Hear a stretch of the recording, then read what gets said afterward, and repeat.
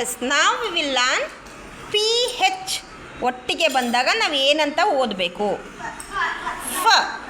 P ಮತ್ತು ಹೆಚ್ ಒಟ್ಟಿಗೆ ಇದ್ದರೆ ಫ. ಓಕೆ. ಪಿ ಲೆಟ್ರ್ ಸೌಂಡ್ ಪ, ಎಚ್ ಲೆಟ್ರ್ ಸೌಂಡ್ ಹ, ಪಾಹ ಅನ್ನಂಗಿಲ್ಲ. ಪಿ ಮತ್ತು ಹೆಚ್ ಒಟ್ಟಿಗೆ ಬಂದರೆ ಅದನ್ನು ಡಯಾಗ್ರಾಫ್ಸ್ ಅಂತ ಕರಿತೀವಿ. ನಾವು ಅದನ್ನು ಪಿ ಮತ್ತು ಹೆಚ್ ಒಟ್ಟಿಗೆ ಎಲ್ಲೇ ಬಂದ್ರೂ ಅದನ್ನು ನಾವು ಫ ಅಂತ ಪ್ರೊನೌನ್ಸ್ ಮಾಡಬೇಕು. ಏನಂತ? ಫ. ಓಕೆ, ನೋಡೋಣ ಇವಾಗ ಸ್ವಲ್ಪ ವರ್ಡ್ಸ್ ನೋಡೋಣ. ಯಾ, ಇಲ್ಲಿ ನೋಡಿ, ಪಿ ಮತ್ತು ಹೆಚ್ ಒಟ್ಟಿಗೆ ಇದೆ. ಇದನ್ನೇನಂತ ಓದ್ತೀರಾ? ಫ. ಓ ಲೆಟ್ರ್ ಸೌಂಡ್ ಆ, ಟಿ ಲೆಟ್ರ್ ಸೌಂಡ್ ಟ, ಆ ಅಂದರೆ ಇದನ್ನು ಒಟ್ಟಿಗೆ ಓದ್ಬಿಡೋಣ.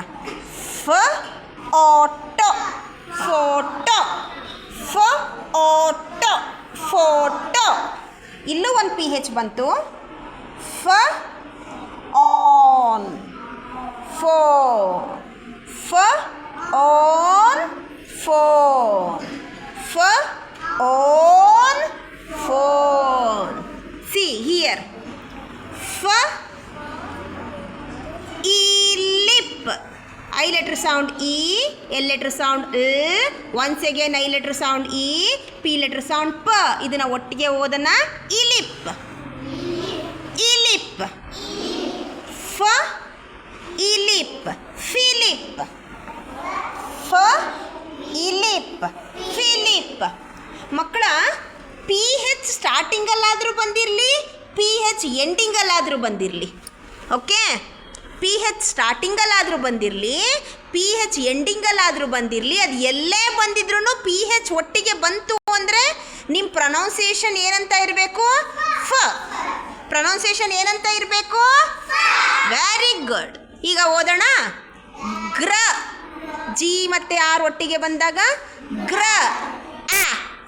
ಫ. ಒನ್ಸ್ ಅಗೇನ್ ಇಲ್ಲಿ ಪಿ ಹೆಚ್ ಇಂದ ಎಂಡ್ ಆಗ್ತಾ ಇದೆ ಅಲ್ಲ, ಪಿ ಹೆಚ್ ಒಟ್ಟಿಗೆ ಬಂದಿದೆ ಅಲ್ಲ, ವಿ ಶುಡ್ ಪ್ರೊನೌನ್ಸ್ ಫ. ಗ್ರ ಆ ಫ, ಗ್ರಾಫ್. ಗ್ರ ಆಫ್, ಗ್ರಾಫ್. ಆರ್ ಎಲ್ಸ್ ಗ್ರ ಆ ಫ, ಗ್ರಾಫ್. ಓಕೆ, ಓದೋಣ ಇವಾಗ. ಫ ಆಟೋ, ಫೋಟೋ. ಫ ಆನ್, ಫೋನ್. ಫ ಇಲಿಪ್, ಫಿಲಿಪ್. ಗ್ರ ಆಫ್, ಗ್ರಾಫ್. ಓಕೆ.